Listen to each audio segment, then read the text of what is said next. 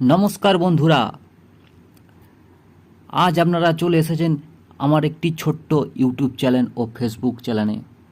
সবার আগে বলে রাখি, ঈশ্বরের নাম নে হর হর মহাদেব এবং জয় শ্রীরাম।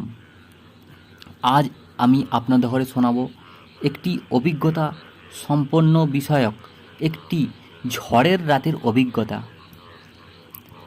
বন্ধুরা, চলুন আর কথা না বাড়িয়ে সোজাসুজি অভিজ্ঞতায় আমরা প্রবেশ করি। চলুন শুরু করা যাক, বেশি কথা না বাড়িয়ে।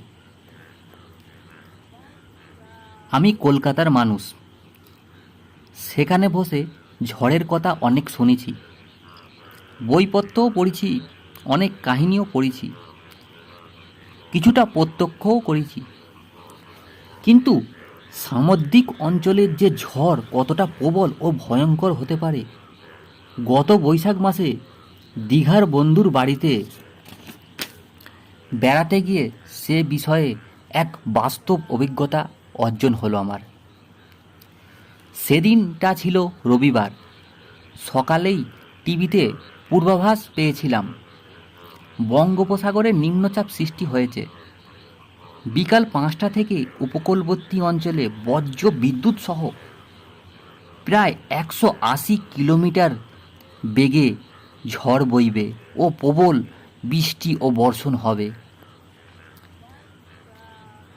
বিকেল থেকেই আকাশ মেঘলা ছিল। সন্ধ্যা থেকে সেটা গাঢ় কালো মেঘে ছেয়ে গেল। কিছুক্ষণের মধ্যেই শুরু হলো বাতাসের শোঁ গর্জন, প্রবল বৃষ্টি, মেঘের গর্জন আর বিদ্যুতের চমক। আমার বন্ধুর খড়ের ছাউনি দেয়া মাটির ঘর, তাই ভয় পেয়ে গেলাম। ঘরদোর ভেঙে মাটির তলায় চাপা পড়ব নাকি? জানলার ফাঁক দিয়ে দুর্যোগের দৃষ্টি দেখছি। গাছের শাখা পোশাকা এলো পাতারি মাটিতে নুয়ে পড়ছে, আবার প্রবল বেগে উঠে যাচ্ছে উপরে। বিদ্যুৎ চমকাচ্ছে ঘন ঘন। চারিদিকে নিশ্চন্ন অন্ধকার। দুর্লোক ভূগোল সীমাহীন অন্ধকারে আচ্ছন্ন। সে এক দুর্যোগ সমাচ্ছন্ন প্রলয়ঙ্কর অন্ধকার রাত্রি।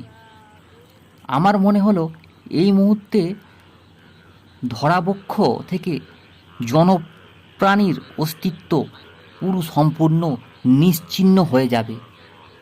ঘর শুদ্ধ আমাদের সবাইকে উড়িয়ে নিয়ে গিয়ে তেপান্তরের মাঠে ফেলে দেবে। মরমর করে গাছপালা ভেঙে পড়ার শব্দ